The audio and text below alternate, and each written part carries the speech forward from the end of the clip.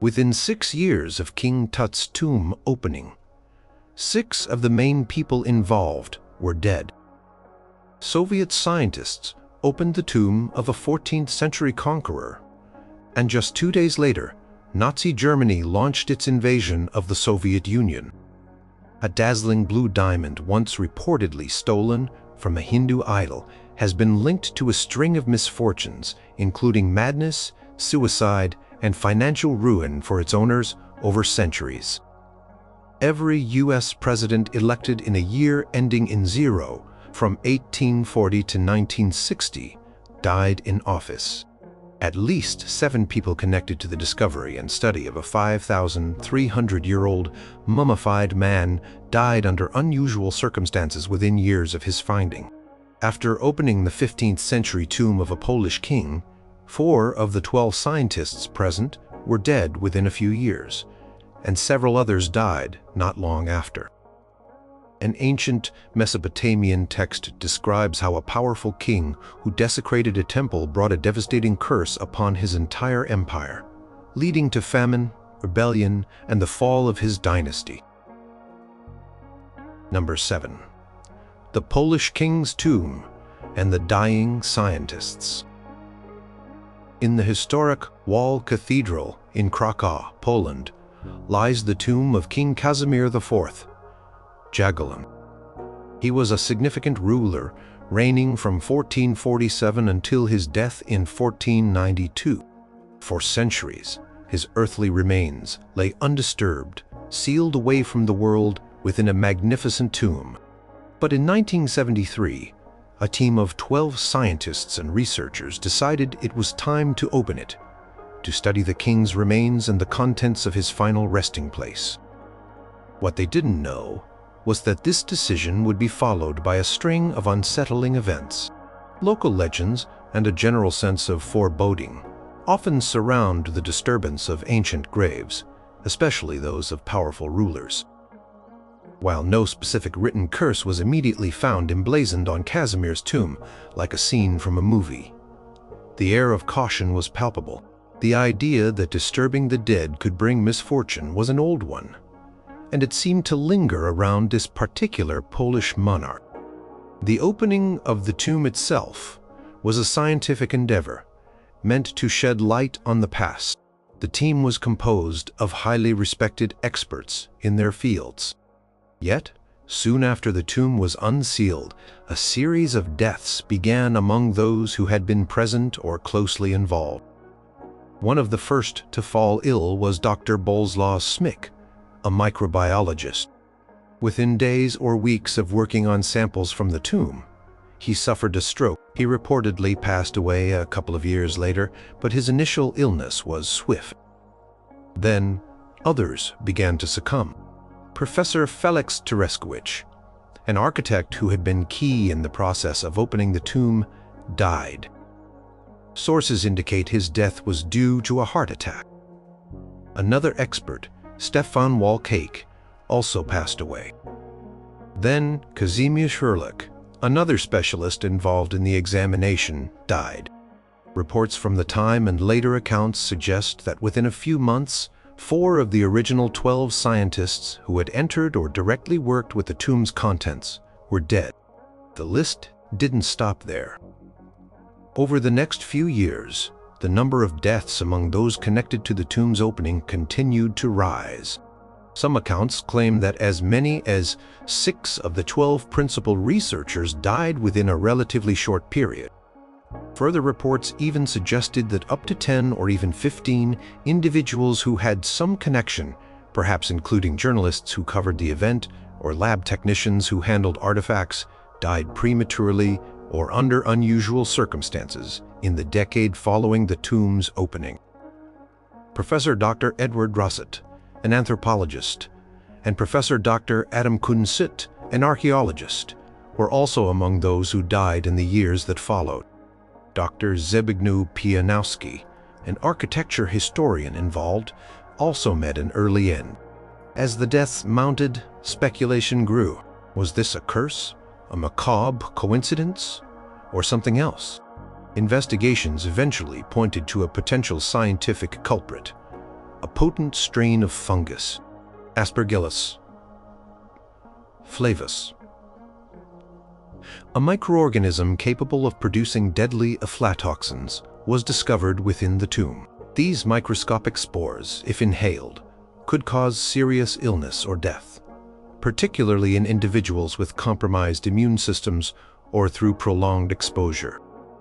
Conditions inside a sealed tomb for centuries could be ideal for such fungi to flourish.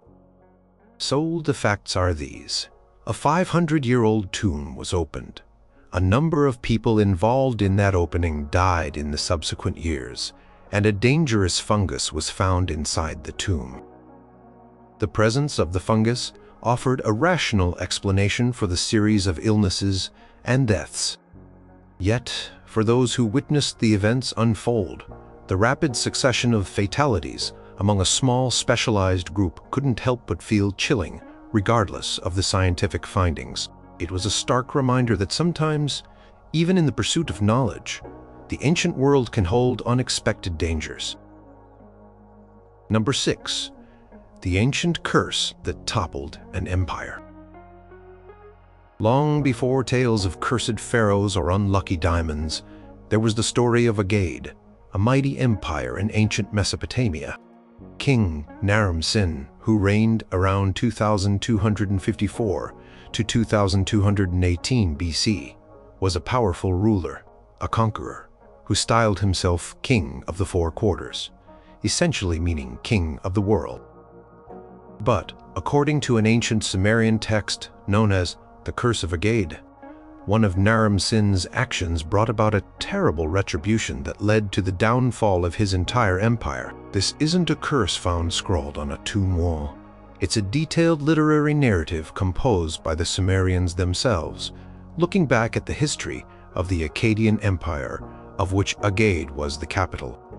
The story goes that Naram-Sin, in an act of hubris or desperation, the reasons vary in interpretations, committed a grave sacrilege. He attacked and plundered the Ekkur temple in the city of Nippur. This wasn't just any temple. It was the sacred dwelling place of Enlil, the chief god of the Sumerian pantheon, the god of wind, air, earth, and storms. To defile Enlil's temple was an unthinkable offense. According to the Curse of Agade, Enlil was enraged.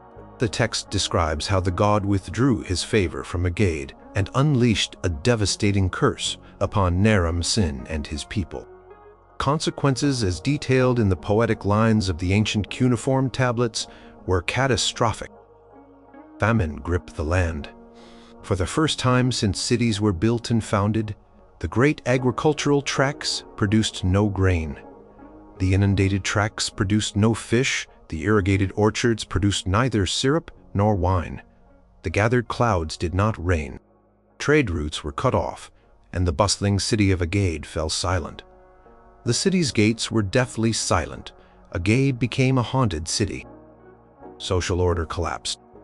The text speaks of unrest, rebellion, and internal strife. The most significant outcome of Enlil's wrath, according to the poem, was the arrival of the Gutians, a fierce people from the Zagros Mountains. Enlil, it says, brought down the Gutians, a people who know no submission. They have human instinct but canine intelligence and monkey features. These invaders swept through the land, sowing destruction and bringing an end to the Akkadian Empire's dominance. Now, let's look at the historical facts as archaeologists and historians understand them. The Akkadian Empire, after a period of unprecedented power under Sargon and Naram-Sin, did indeed collapse. There was a period of decline, instability, and internal weakness, and historical records confirm that the Gutians did invade Mesopotamia and held sway over the region for a time, contributing to what is sometimes called a Dark Age. Capital city, Agade itself, has never been definitively located, which some scholars see as a testament to its complete destruction or abandonment. So we have an ancient text, the Curse of Agade, written by people who lived relatively close to the events or inherited strong oral traditions about them. This text explicitly links a king's sacrilegious act desecrating a temple to a divine curse that resulted in famine, societal breakdown, invasion, and the ultimate ruin of his empire. And we have historical and archaeological evidence that the Akkadian Empire did fall, that there was widespread suffering, and that the Gutians did invade. The ancient Mesopotamians who wrote the Curse of Agade certainly believed that Naram-Sin's actions brought divine retribution upon his land. They saw a direct cause and effect. Whether one views this as a literal curse fulfilling itself, or as a historical narrative using divine agency to explain a complex series of socio-political and environmental events, the story of Agade stands as one of the oldest recorded accounts of a curse that, from the perspective of those who told it, most certainly seemed to work. Number 5. Ötzi the Iceman's Alpine Chill. In September 1991, German hikers Helmut and Erika Simon were trekking in the Ötztal Alps, on the border between Austria and Italy, when they stumbled upon a truly astonishing discovery. Emerging from the melting ice was the remarkably well-preserved body of a man. This was no recent unfortunate mountaineer.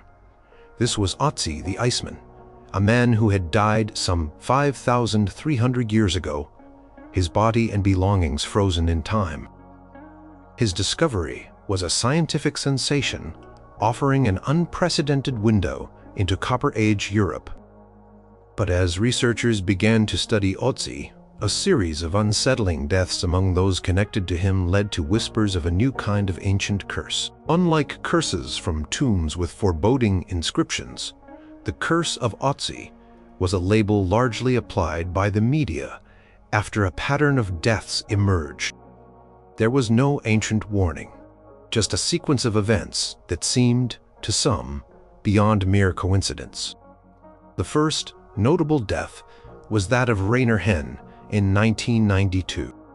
Dr. Henn was a forensic pathologist from Innsbruck University, one of the very first scientists to examine the Iceman. He was the one who personally placed Ötzi's frozen remains into a body bag. He died in a car accident while on his way to a conference where he was scheduled to present his findings on Ötzi. A year later, in 1993, Kurt Fritz met his end. Fritz was an experienced mountain guide who had led Rainer Henn to Ötzi's body. He also played a crucial role in the difficult and delicate operation to extricate the Iceman from the glacier, reportedly using an ice axe and even a ski pole, which some later worried might have damaged the mummy. Fritz was killed in an avalanche in the Ötztal Alps, the very same mountain range where Ötzi was found, though not in the exact same location. He was the only one in his climbing party to be hit. For a while, things were quiet. Then, in October 2004, a particularly poignant death occurred. Helmut Simon, the German tourist who had co-discovered Ötzi 13 years earlier, went missing while hiking alone in the Gaiskarkogel Mountains, near Bad Hofgestein, Austria, not far from where he had found the Iceman. After an 8-day search, his body was found. He had fallen some 300 feet to his death during an unexpected blizzard. Tragic coincidences seemed to deepen. Just an hour after Helmut Simon's funeral, Dieter Warnecke, the 45-year-old head of the mountain rescue team that had found Simon's body, died suddenly of a heart attack. The swift succession of these two deaths so closely linked Rainedid talk of the curse. The list continued to grow in 2005. Konrad Spindler, a leading archaeologist at Innsbruck University, was one of the most prominent early Ötzi researchers. He had famously declared, after examining the mummy, "I think it's a G Mamla," a case for G referring to the German crime show Der Alt, and implying a murder mystery. He was also known for dismissing talk of a curse, once joking, "The next thing you'll be saying, I'll be next." Spindler died in April 2005 from complications of multiple sclerosis, a pre-existing condition. While his death had a clear medical cause, his prominence in the Ötzi story meant it was often added to the curse tally. Later that year, Tom Loy, an American molecular archaeologist, also passed away. Loy had made significant discoveries, including finding traces of human blood from 4 different individuals on Ötzi's clothing and weapons, leading to theories that Ötzi was involved in a skirmish before his death. Loy died in October 2005 in Australia. Reports varied. Some said it was from a hereditary blood condition he'd had for years, while others suggested the condition had worsened after he began working on the Ötzi project. The exact circumstances remain somewhat debated in popular accounts. Other names sometimes mentioned in connection with the curse include Dr. Friedrich Tiefenbrunner, a scientist who worked on Ötzi and died from complications during heart surgery in early 2005. In total, at least 7 people directly or indirectly involved with Ötzi's discovery or research died within about 14 years of his finding. Scientists and skeptics point to natural causes, coincidence, and the fact that many hundreds of people have worked on Ötzi without suffering ill effects. Yet, for a 5,300-year-old man pulled from the ice, the string of misfortunes that befell some of those who brought him back into the light certainly provided enough material for a modern legend. Number 4. The Hope Diamond's Trail of Tears. Few jewels in the world are as famous or as infamous as the Hope Diamond. This stunning deep blue gem, weighing a hefty 45.52 carats, has a history as dark and captivating as its mesmerizing color. Legend has it that the original stone, a much larger 112-carat blue diamond known as the Tavernier Blue, was stolen from the eye of an idol of the Hindu goddess Sita in India. And with that theft, a curse was supposedly unleashed, bringing misfortune, tragedy, and death to all who owned or even touched. The first known European owner was Jean-Baptiste Tavernier, a French gem merchant who acquired the stone in India in the 17th century. Tavernier brought the magnificent blue diamond to Europe and sold it to King Louis XIV of France in 1668. Popular legend spins a grim fate for Tavernier. Some stories claim he died of a raging fever shortly after selling the gem, while more dramatic versions say he was torn apart by wild dogs in Russia. Historical records, however, suggest Tavernier actually lived to a ripe old age, dying in Moscow around the age of 84. The legend of a grisly end stuck, setting the tone for the diamond's cursed reputation. King Louis XIV had the Tavernier Blue recut into the 67.125-carat French blue, also known as the Blue Diamond of the Crown. He wore it on ceremonial occasions. Louis XIV, the Sun King, died of gangrene in 1715 after a long reign. While not an unnatural death for the era, it's often cited in the litany of the diamond's misfortunes. The French blue was inherited by his descendants. It eventually came into the possession of King Louis XVI and his queen, Marie Antoinette. Their fates are well known. Both were overthrown during the French Revolution and subsequently guillotined in 1793. During the chaos of the Revolution in 1792, the French blue was stolen from the royal treasury. Its whereabouts were unknown for 2 decades, adding to its mystique. A blue diamond of 45.52 carats surfaced in London in 1812, believed to be a recut portion of the French blue. This is the stone we now know as the Hope Diamond. One story tells of a diamond cutter named Wilhelm False, who supposedly recut the stone. His son allegedly stole it from him, and Foles died of grief and despair. The son, consumed by guilt, later died by suicide. Jacques Collet, another individual said to have stolen the French blue at one point, also reportedly died by his own hand. The diamond eventually came into the possession of the British banking family, Hope, from whom it derives its current name. Henry Philip Hope acquired it around 1839. His nephew, Henry Thomas Hope, inherited it. It was Henry Thomas Hope's grandson, Lord Francis Hope, whose life seemed to truly embody the curse. Lord Francis Hope inherited the diamond, but lived extravagantly, eventually facing bankruptcy. His American showgirl wife Mayo eloped with another man. He was forced to sell the diamond in 1901 to pay off his debts. Mayo herself later fell on hard times and died in poverty, blaming the diamond for her misfortunes. The diamond passed through several hands, each transaction often accompanied by stories of bad luck or financial ruin for the sellers. Its most famous 20th century owner was the American heiress Evelyn Walsh McLean. She acquired the Hope diamond in 1912. Despite being warned of its curse, or perhaps because of it, she had a penchant for the notorious.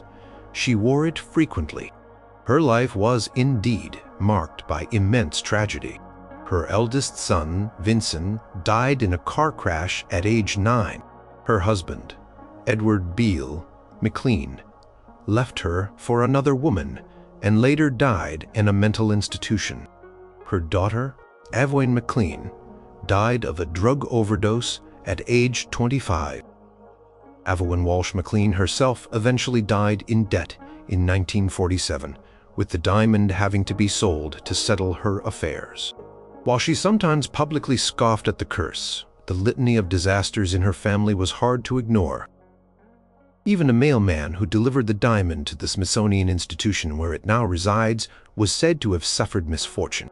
James Todd reportedly had his leg crushed in a truck accident, experienced a serious head injury in another accident, and later his house burned down.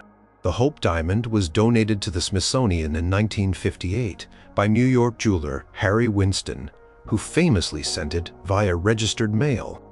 Since then, it has been on public display, viewed by millions. Some say its donation to a national museum has finally broken the curse, as it's no longer privately owned. Others believe the curse is merely dormant.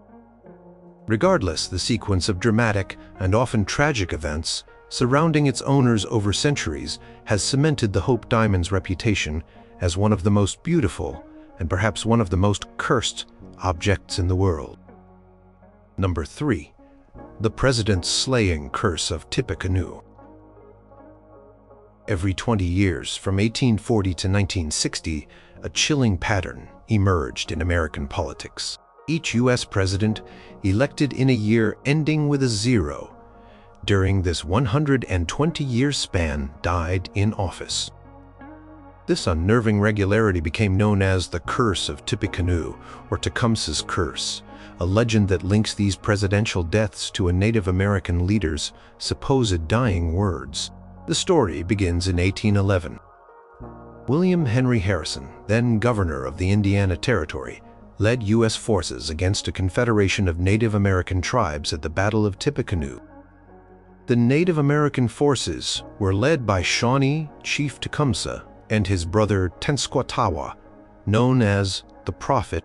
Harrison's victory was a significant blow to Tecumseh's resistance movement, which aimed to stop American expansion into native lands. Tecumseh himself was not at this battle, but was killed 2 years later in 1813 at the Battle of the Thames during the War of 1812, fighting alongside the British against American forces. According to legend, after the Battle of Tippecanoe, or possibly after Tecumseh's death, Tenskwatawa, or sometimes Tecumseh himself, in different versions of the tale, pronounced a curse. The alleged curse declared that Harrison would win the presidency, but would die in office. Furthermore, Every great white chief, chosen every 20 years thereafter, would also die in office. The 20 years supposedly corresponded to a sacred cycle for the Shawnee, or was simply the interval between Harrison's election year and future ones. The exact origin and wording of this curse are difficult to verify historically. It gained more traction as the pattern of deaths became undeniable. Let's look at the timeline. William Henry Harrison was elected president in 1840. True to the supposed curse, he delivered the longest inaugural address in U.S. history on a bitterly cold day without a hat or overcoat. He fell ill with pneumonia and died on April 4, 1841, just 1 month after taking office. 20 years later, in 1860, Abraham Lincoln was elected. He led the country through the Civil War, but was assassinated by John Wilkes Booth on April 14, 1865, early in his second term. In 1880, James A. Garfield was elected president. On July 2, 1881, less than 4 months into his term, he was shot by Charles J. Guiteau, a disgruntled office seeker. Garfield lingered for several months before dying from his wounds and related infections on September 19, 1881. The cycle continued.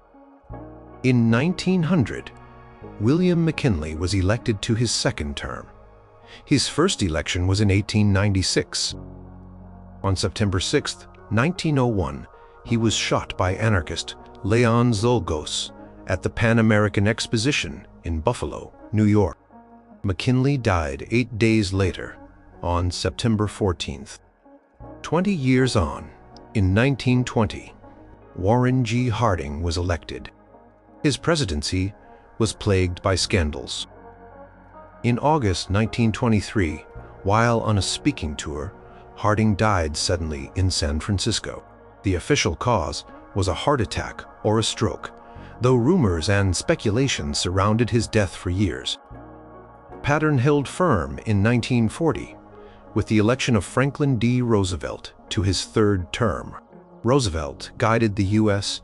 through most of World War II. On April 12, 1945, early in his fourth term, he died of a cerebral hemorrhage. The final president to fit the deadly pattern was John F. Kennedy, elected in 1960. His presidency, known as Camelot, was cut short when he was assassinated in Dallas, Texas on November 22, 1963. For 7 consecutive presidential elections held in years ending in 0, the elected president died in office. The sheer consistency of this pattern over 120 years was remarkable and deeply unsettling to many. Then came the election of 1980. Ronald Reagan was elected. On March 30, 1981, just 69 days into his presidency, Reagan was shot by John Hinckley Jr. He was seriously wounded, but unlike his predecessors in the 0-year cycle, Reagan survived the assassination attempt and went on to complete 2 full terms. His survival led many to believe the curse had finally been broken. Some attributed this to Nancy Reagan's consultations with an astrologer, who reportedly advised on scheduling to ensure the president's safety. The president elected in 2000, George W. Bush, also completed 2 terms without dying in office, though he did face an assassination attempt in 2005 when a live grenade was thrown at him during a visit to Georgia. It failed to detonate properly. Whether it was an ancient curse, a series of tragic coincidences, or a statistical anomaly that simply ran its course, the Curse of Tippecanoe remains one of American history's most intriguing and eerie patterns. The string of 7 presidential deaths, all elected in those specific years, provided a compelling narrative that seemed for over a century to actually work. Number 2. Tamerlane's Tomb and the Storm of War.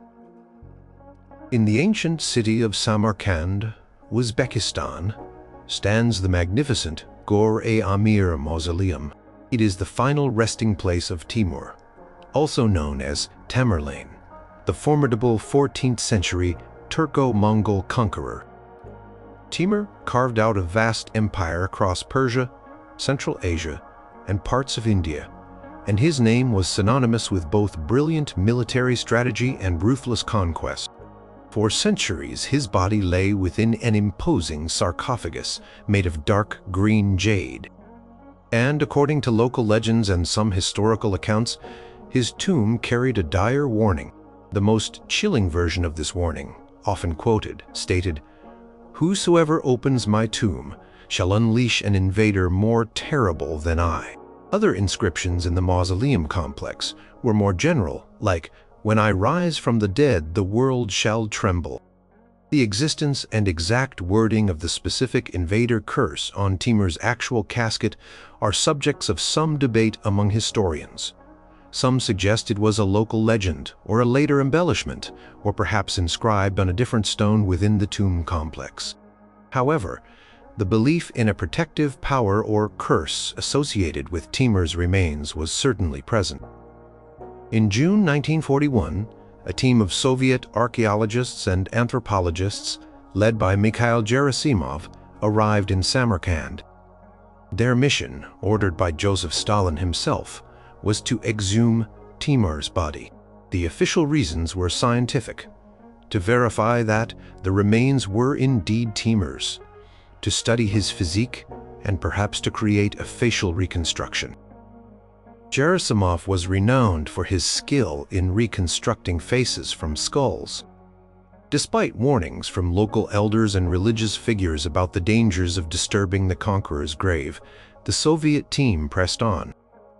On June 20th or 21st, 1941, accounts vary slightly on the exact date of opening the main crypt, Gerasimov and his team opened Timur's sarcophagus. Inside, they found the skeleton of a tall, lame man. Timur was known as Timur the Lame, confirming his identity. They also exhumed the remains of his grandson, Ulugh Beg. The scientists were reportedly struck by the strong smell of embalming resins even after centuries. What happened next is a matter of historical record, and the timing is striking. On June 22, 1941, just hours, or at most a day or two after Timur's tomb was unsealed, Adolf Hitler launched Operation Barbarossa, the massive surprise invasion of the Soviet Union by Nazi Germany. This invasion plunged the Soviet Union into World War II, initiating one of the largest and bloodiest conflicts in human history, the Eastern Front, where tens of millions would perish. The invader more terrible than I seemed to many at the time, and since, to have been unleashed. Hitler's forces were indeed terrible, bringing unprecedented destruction and brutality to Soviet lands. Coincidence of the tomb's opening and the start of this devastating war was too potent to ignore. Stories circulated that even Stalin, not known for his superstition, was disturbed by the timing. As the war raged on, with catastrophic losses for the Soviets, the story of Timur's curse lingered. Then, in November 1942, something significant happened. Mikhail Gerasimov and the Soviet authorities decided to rebury Timur's remains. He was returned to his tomb in Samarkand with full Islamic funeral rites, a gesture perhaps intended to appease any lingering spirits, or simply to restore a historical pact. Timing of the reburial is also noted by those who follow the curse narrative. Shortly after Timur was reinterred, in late November and December 1942, the Soviet Red Army launched Operation Uranus, the counteroffensive at Stalingrad. This operation successfully encircled the German Sixth Army and marked a crucial turning point in the war on the Eastern Front. The Battle of Stalingrad became a symbol of Soviet resistance and the beginning of the German retreat. The facts are clear. Timur's tomb was opened in June 1941. Days later, Nazi Germany invaded the Soviet Union. Timur was reburied in November 1942. Soon after, the Soviets achieved a major victory at Stalingrad that began to turn the tide of the war. For those who believe in such omens, The sequence of events surrounding the disturbance and reinterment of Tamerlane, the mighty conqueror, provided a powerful and chilling narrative of a curse that seemed to manifest with terrifying precision. Number 1. The Pharaoh's Revenge. King Tut's Tomb. Perhaps the most famous story of an ancient curse seemingly coming true is that of King Tutankhamun's tomb. When British archaeologist Howard Carter and his patron, Lord Carnarvon, famously discovered the nearly intact tomb of the young pharaoh in Egypt's Valley of the Kings in November 1922. It was an archaeological triumph of unparalleled proportions. The world was captivated by the glittering treasures and the glimpse into ancient Egyptian royalty. But soon, a darker narrative began to emerge. The Curse of the Pharaohs, which warned that death or misfortune would befall anyone who disturbed the boy king's eternal slumber. While the dramatic phrase, "Death shall come on swift wings to him who disturbs the peace of the king," was likely a creation of enthusiastic journalists at the time, there were indeed protective inscriptions and warnings found in some Egyptian tombs. The ancient Egyptians took the afterlife very seriously and employed magical spells and texts to protect the deceased in their burial places. The idea of a curse wasn't entirely fabricated, even if its most popular version was. The first and most prominent victim of the supposed curse was Lord Carnarvon himself. In March 1923, just a few months after the official opening of the burial chamber, Carnarvon was bitten by a mosquito on his cheek in Luxor. He later accidentally cut the bite while shaving, and it became infected. Despite medical attention, he developed erysipelas, a severe skin infection, and then pneumonia. On April 5, 1923, George Herbert, 5th Earl of Carnarvon, died in his room at the Continental Savoy Hotel in Cairo. He was only 56. The circumstances surrounding his death fueled the curse narrative. It was reported that at the very moment of Carnarvon's death, all the lights in Cairo mysteriously flickered and went out for a few minutes. Far away in England, at Carnarvon's estate, Highclere Castle, his beloved fox terrier, Susie, reportedly let out a howl at the same hour and then dropped dead. These details, widely publicized, sent a shiver down the spines of many. After Carnarvon, other deaths followed among those connected to the tomb or its contents, adding fuel to the fire. George J. Gould, an American financier and railroad executive, visited the tomb in 1923, shortly after Carnarvon's death. Not long after his visit, he developed a fever and died in May 1923 from pneumonia. Prince Ali Kamel Flami Bey, an Egyptian prince, also visited the tomb. In July 1923, he was shot and killed by his wife Marguerite Alibert in London during a quarrel. While a crime of passion, his recent connection to Tutankhamun's tomb was noted. Sir Archibald Douglas Reed, a British radiologist, was the one who X-rayed Tutankhamun's mummy before it was reinterred. In January 1924, he reportedly complained of exhaustion and died from a mysterious illness. Sir Lee Stack, the Governor-General of Sudan, was assassinated in Cairo in November 1924. While his death was political, he had been present at some of the tomb-related events, and his name was sometimes added to the growing list. Arthur Cruttenden Mace, a member of Howard Carter's core excavation team from the Metropolitan Museum of Art in New York, had worked diligently for years to help clear and preserve the tomb's contents. He began to complain of fatigue and ill health. He died in 1928, officially from pleurisy and pneumonia, though some whispered of arsenic poisoning due to his work with preservatives, or simply the curse. Captain Richard Bethel, Howard Carter's personal secretary, and one of the first people to enter the tomb after Carter and Carnarvon, died in November 1929. He was found smothered in his bed in a London gentleman's club. His death was ruled a suicide by some, suspicious by others. The tragedy seemed to extend to Bethel's family. Just a few months later, in February 1930, Richard Bethel's father, Lord Westbury, died by suicide. He reportedly jumped from his 7th-floor apartment window. An even more lurid tale, though harder to substantiate, claimed that the hearse carrying Lord Westbury's body struck and killed an 8-year-old boy on its way to the cemetery.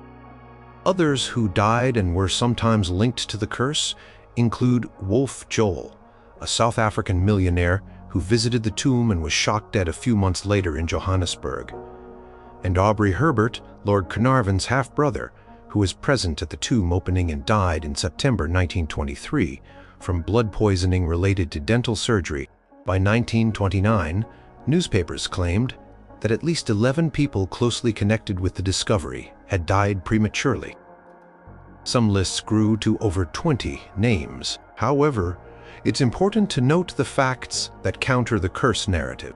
Howard Carter, the man who led the excavation and spent a decade cataloging the thousands of artifacts, lived on for another 17 years, dying in 1939 at the age of 64 from Hodgkin's disease.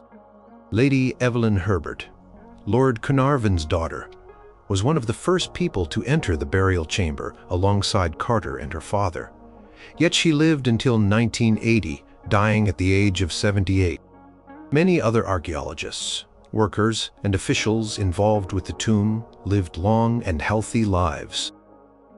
Statistically, the mortality rate among those who entered the tomb was not significantly higher than for a similar group of individuals of that era who had not entered the tomb, especially considering that many were older and that tropical diseases and limited medical treatments were common.